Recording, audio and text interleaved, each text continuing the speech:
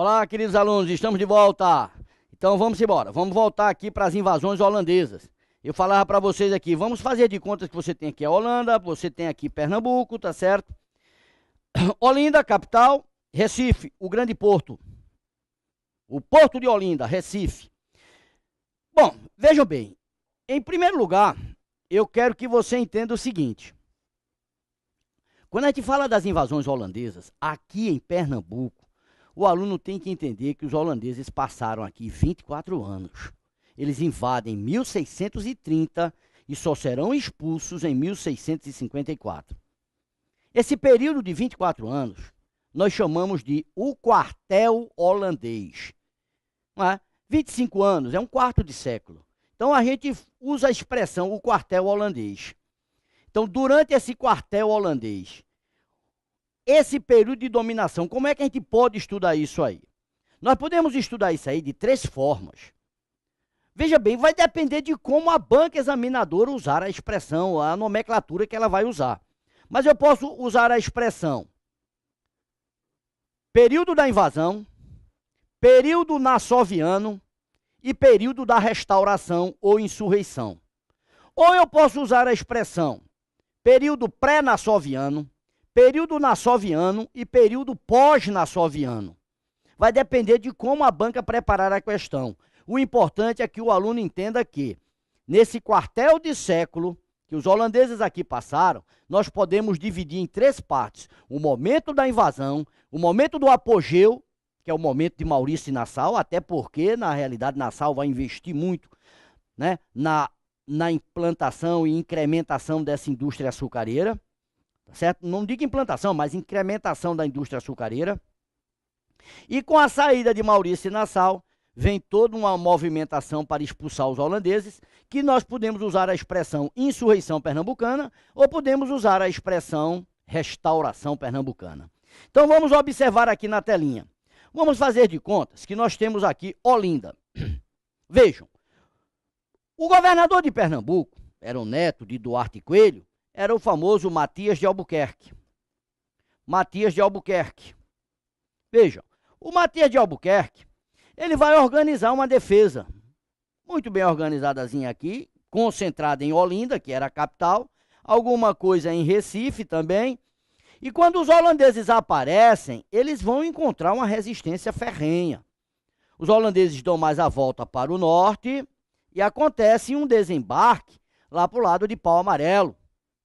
Então, o que o aluno vai ter que perceber logo aí é que esse desembarque em Pau Amarelo vai gerar uma correlação de forças. Forças vindas agora por mar e força vinda por terra. Ok? Matias de Albuquerque perde Olinda, perde Recife, que era o porto, e aí então parte para um local equidistante, no interior, né?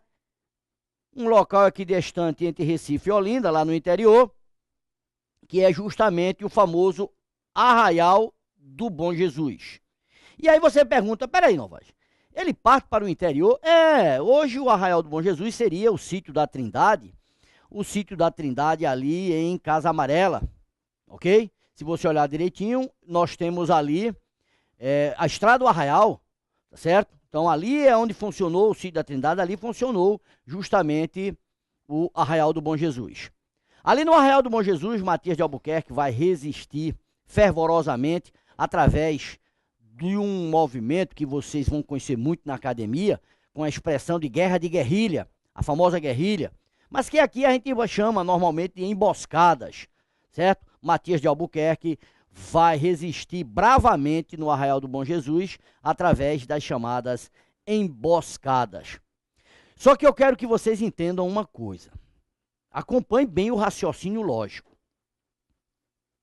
Quando a Espanha conquistou Portugal, a ideia era prejudicar os holandeses e ficar para si com o parque produtor açucareiro. Ora, veja bem, se o holandês domina essa região, Pernambuco, ok? A Espanha estaria perdendo um grande parque produtor açucareiro para os holandeses. Não era interessante, ok? Aí então, o que é que vai acontecer? Vai aparecer aqui uma esquadra luso-espanhola. Diga-se de passagem que esse raciocínio, ele pode ser aplicado também na questão da Bahia.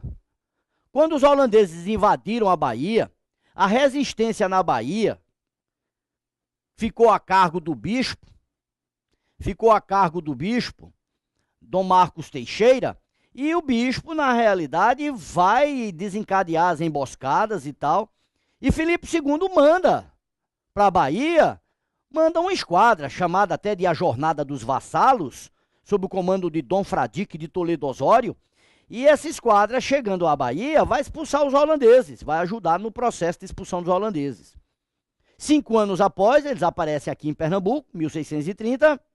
Matias de Albuquerque perde Olinda, perde Recife, passa a resistir no Arraial do Bom Jesus. Ora, é óbvio que vai aparecer aqui em Pernambuco também uma esquadra luso-espanhola, a famosa esquadra de Oquendo. É óbvio que esses nomes não vai aparecer na prova de vocês, mas a gente cita só para dar um nexo, para vocês entenderem melhor. Então, aparece por aqui a famosa esquadra de Dom Antônio Oquendo, que vai auxiliar, lógico, Matias de Albuquerque, que resistia lá no Arraial do Bom Jesus. Ótimo. Com a chegada da esquadra de Oquendo e as emboscadas patrocinadas por Matias de Albuquerque, o holandês começa a perder terreno. O holandês começa a ser expulso gradativamente. É aí que vai aparecer um auxílio inesperado. Olha, por favor, preste bem atenção. Os holandeses, quando invadiram a Bahia, o aluno tem que entender que ele não conhecia a Bahia como a palma da mão, lógico. E as emboscadas organizadas lá na Bahia pelo bispo Dom Marcos Teixeira, certo? Começam a surtir um certo efeito. Chegando aí, então, a esquadra luso-espanhola, Jornada dos Vassalos, e aí o holandês é expulso. Não conhecia a região. Caíam facilmente nas emboscadas. Aqui em Pernambuco, as emboscadas de Matias de Albuquerque e a chegada da esquadra de Oquendo, o holandês começa a perder terreno. É aí que vai aparecer o auxílio inesperado. Auxílio este que eles não tiveram lá na Bahia. Aí você fica questionando, peraí, Novaes, que auxílio é este? Este auxílio é justamente Domingos Fernandes Calabar. Olha, Calabar, até hoje, aliás, até hoje não, eu diria para vocês, hoje, a historiografia moderna mostra Calabar como uma interrogação histórica. Calabar já foi pichado de traidor. Pelo amor de Deus, pelo amor de Deus.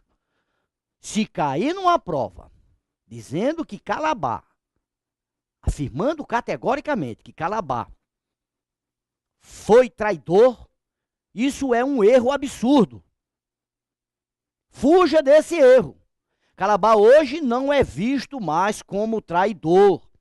Calabar é visto, na verdade, como uma interrogação histórica.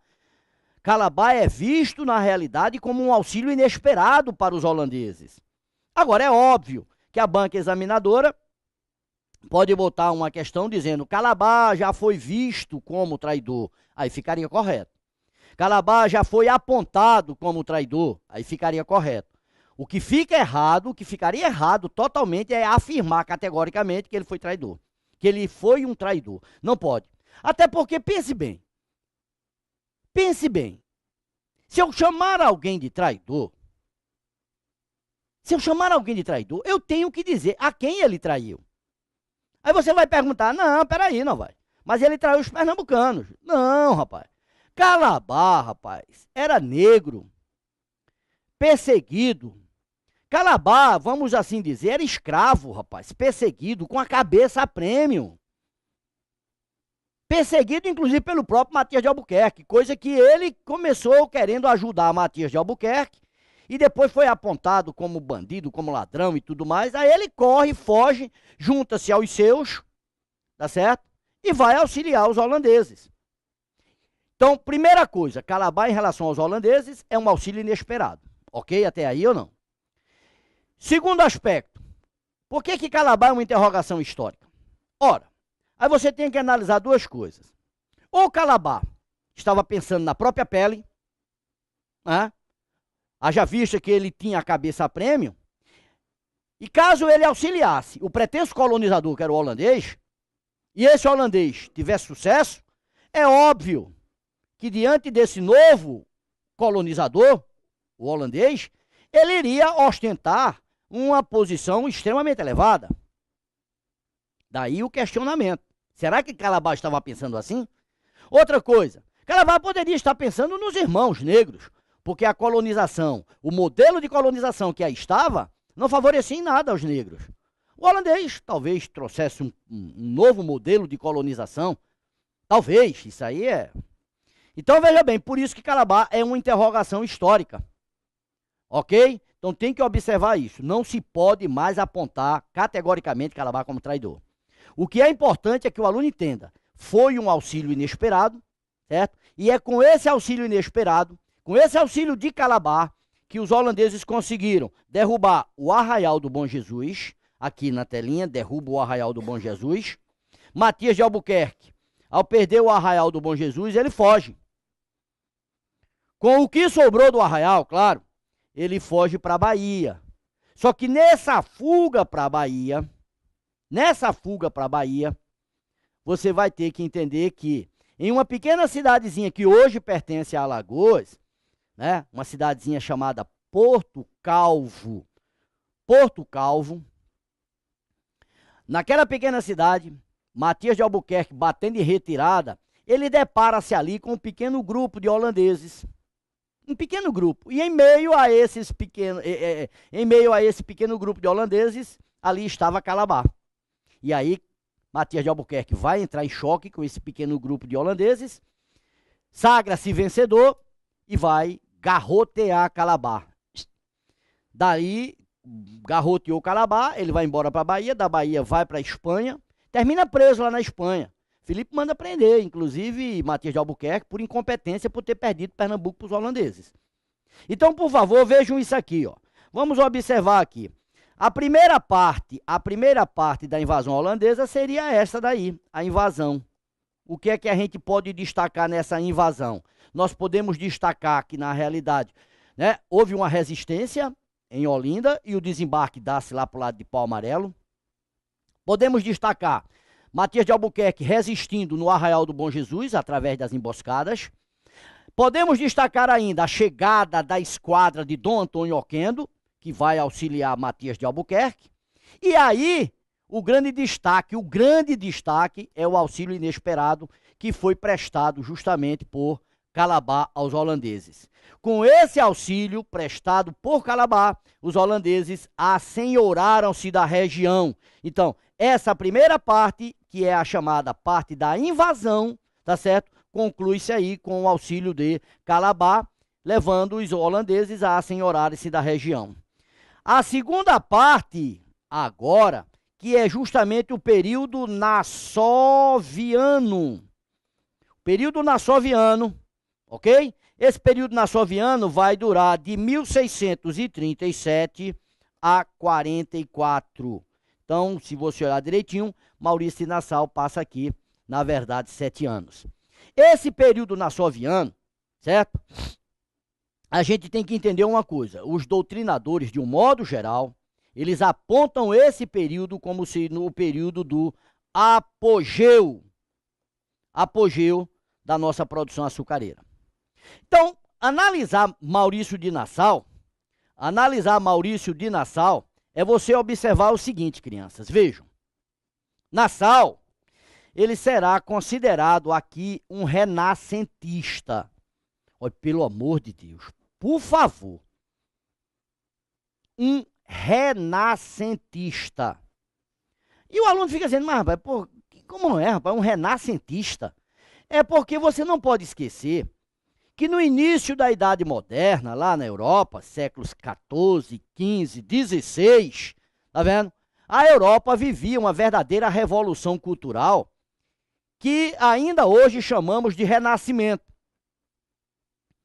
Então você tem na Europa o renascimento literário, o renascimento científico, o renascimento artístico, tá bem? E Maurício de Nassau, quando vem para o Brasil governar o que ele chamava de Brasil holandês, quando ele vem para cá governar o chamado Brasil holandês, ele vem acompanhado de uma comitiva de intelectuais.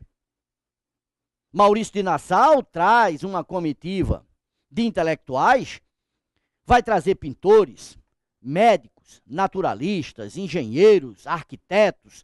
Então veja, ele vem acompanhado dessa comitiva de intelectuais, gerando inclusive um contraste cultural com a cultura que aqui existia.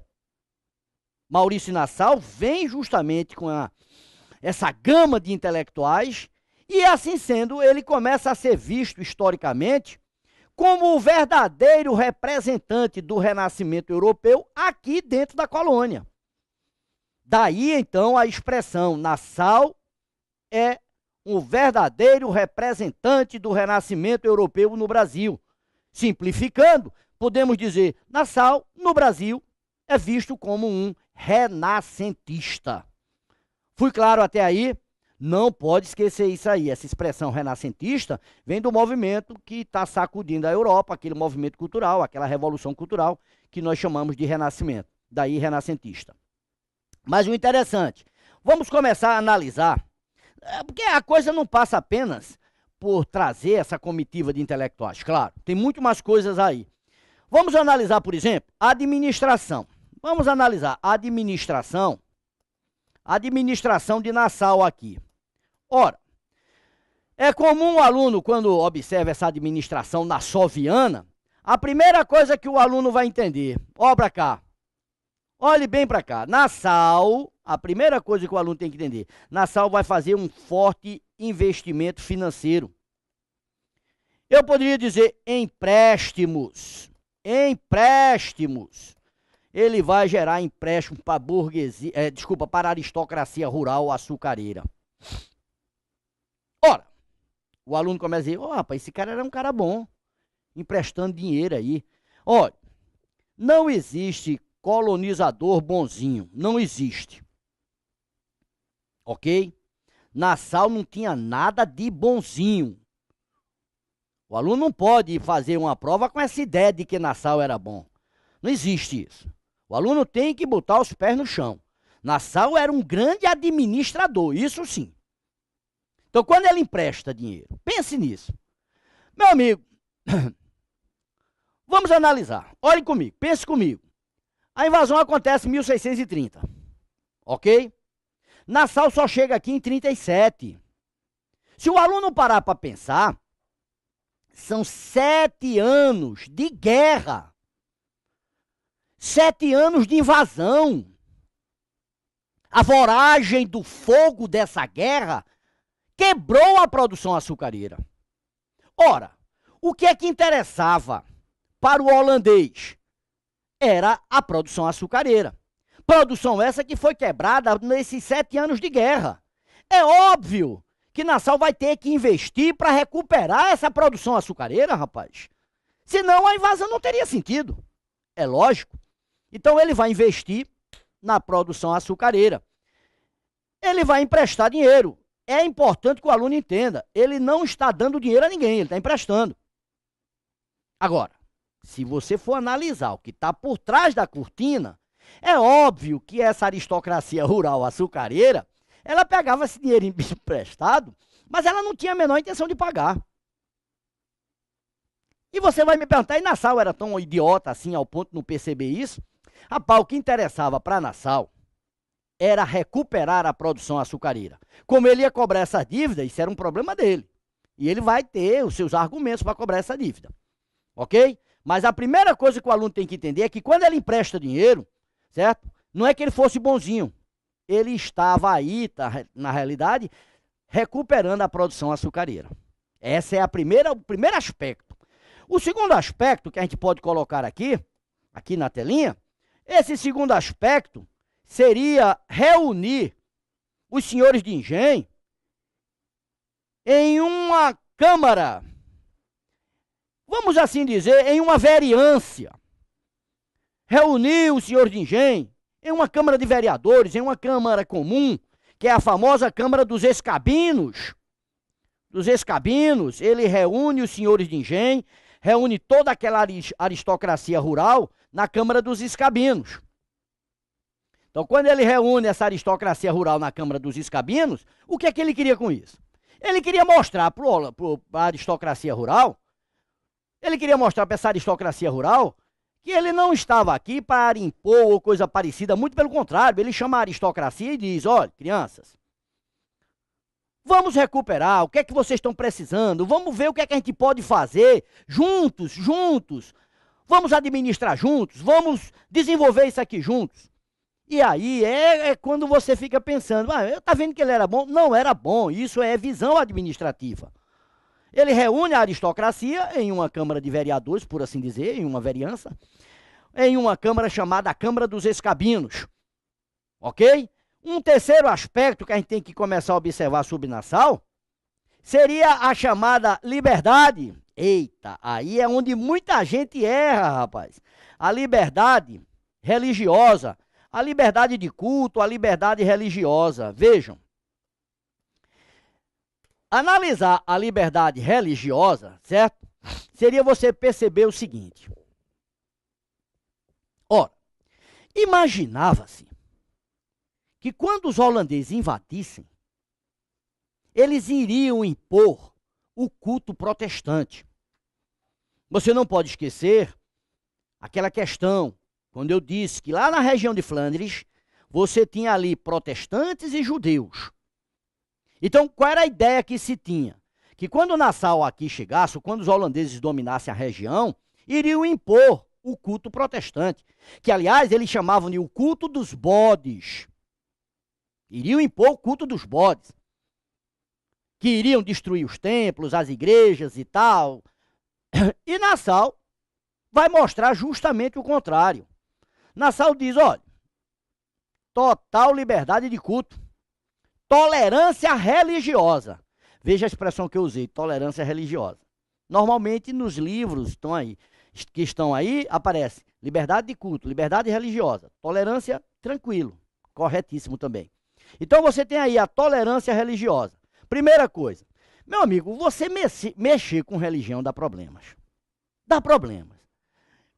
Acompanhe meu raciocínio, só fazendo assim um comparativo lógico. Imagine o cara chegar e dizer que Padre Cícero aqui na região nordestina não é santo. Ele vai arrumar um problema. Dá para entender ou não?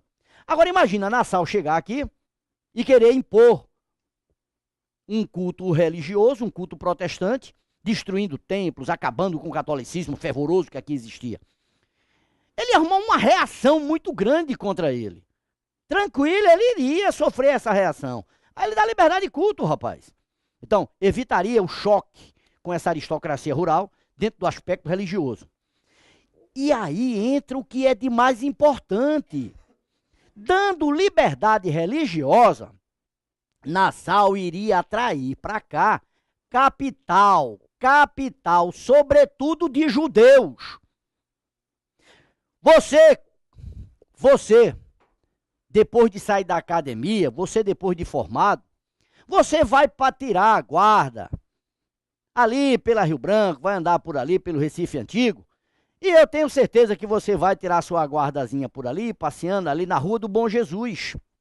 Aquela Rua do Bom Jesus já foi chamada a Rua do Comércio, a Rua dos Judeus, tá vendo? E ali você sabe perfeitamente que existe ali uma sinagoga. Foi a primeira sinagoga, foi o primeiro templo judeu que apareceu aqui nas Américas.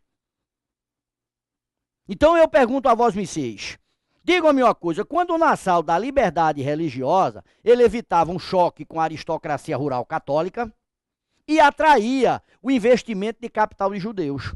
A dinâmica comercial vai ser muito grande, o grande desenvolvimento ali do Recife Antigo vai estar justamente ligado a esse comércio que será gerado a partir do aparecimento de judeus e protestantes aqui, ao ponto da Rua do Bom Jesus passar a ser chamada de a Rua do Comércio, certo? A Rua dos Judeus, e vai por aí afora. Então, liberdade religiosa, você tem que entender dois aspectos. Primeiro, evitaria o choque com a aristocracia rural católica.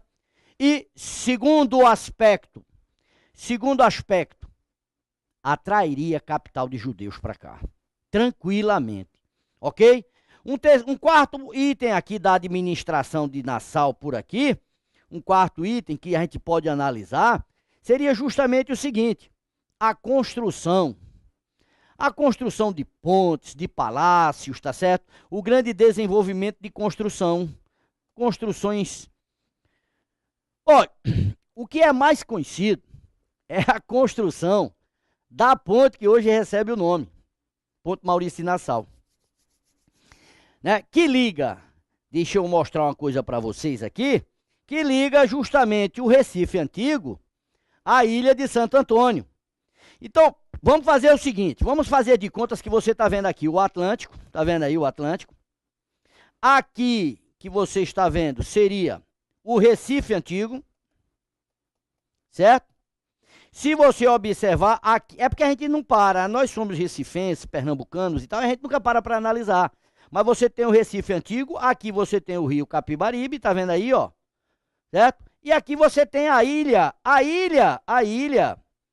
de Santo Antônio. A ilha de Santo Antônio. Você diz, como é que eu não me lembro dessa ilha? Lembra, você lembra. Quando você cruza de Recife para a ilha de Santo Antônio, você vai passar na frente do Diário de Pernambuco. Se você continuar, pega a Avenida Guararapes. Se você continuar, você tem os Correios. Não é isso mesmo?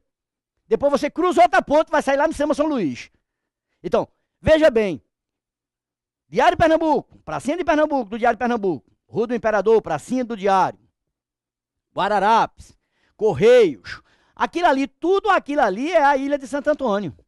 Então, Maurício de Nassau, na realidade, ele vai construir uma ponte, certo? Ligando justamente o Recife Antigo à ilha de Santo Antônio. E aí tem uma curiosidade que os alunos às vezes dizem, mas rapaz, e aquela história do boi voar? Não é? É, porque dizia-se que nem que o boi voasse, seria construída ali uma ponte, seria possível construir uma ponte. Né? Aquela ideia de, rapaz, é mais fácil o boi voar do que construir uma ponte aí. E Maurício de Nassau vai e constrói a ponte. E aí ele pega um boi de maracatu, amarra uma corda de um lado para outro e tal, e vai passando o boi naquela roldana, naquele carretel, de um lado para outro, e dizia-se que o boi voou. Essa é a curiosidade. Então ele constrói a ponte. Essa é a conhecida. É a construção civil de Maurício de Nassau que fica mais conhecida, é a ponte. Mas existe também, por exemplo, Maurício de Nassau, ele construiu o Palácio das Torres. Aí o aluno diz, essa eu nunca ouvi falar não. Olha, ali onde hoje você tem o Palácio do Campo das Princesas, ali Maurício de Nassau construiu um palácio, conhecido como Palácio de Nova Friburgo. O Palácio de Nova Friburgo. Esse palácio era voltado para o mar. Se você olhar direitinho, né, o Palácio do Campo das Princesas, hoje, ele é voltado para o oeste. Mas o palácio construído por Maurício de Nassau, ele era voltado para o mar, ele era voltado lá para Rio Branco mesmo. Certo? E você pergunta, como era mesmo o nome do palácio? Olha, nós chamamos Palácio de Nova Friburgo. Mas o certo é chamar o Palácio das Torres. Por quê?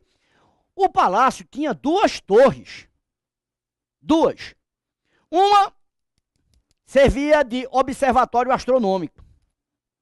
E a outra torre servia de orientação marítima, porque nessa segunda torre, você tinha ali, rapaz, um farol que orientava os mercadores que vinham aproximando-se do Porto do Recife. Então, por favor, vejam, o Palácio das Torres, a Ponte Maurício de Nassau, creches, hospitais, isso são exemplos, na realidade. Chegou a construir um corpo de bombeiros. Você que quer ser PM, bombeiro, Maurício de Nassau, se aparecer numa prova que ele deu início a um corpo de bombeiro aqui, fica correto. Então vejam, creches, hospitais, palácios, pontes e tudo isso aí representa o grande desenvolvimento, na realidade, da construção civil aqui por Maurício Nassau e a ampliação geográfica do Recife, quando ele traz o Recife dali, do Recife antigo para a ilha de Santo Antônio. Fui claro aí ou não?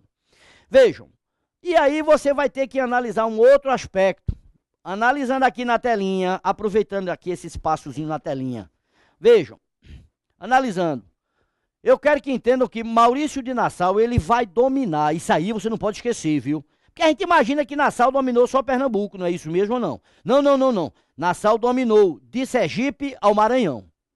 Então, se você subir, você tem Pernambuco, Paraíba, Rio Grande do Norte, Ceará, Piauí e Maranhão. Pronto. Maranhão. Se você descer, você vai ter Alagoas, aliás, Pernambuco, Paraíba, Rio Grande do Norte, Ceará, Piauí e Maranhão, certo? Se você descer, você tem Alagoas, Sergipe e Bahia, né? Então, de Sergipe ao Maranhão, Nassau dominou. Nassau só não dominou aqui, na verdade, a Bahia, certo? Mas de Sergipe ao Maranhão foi domínio holandês. Não pode esquecer isso não, não foi só Pernambuco.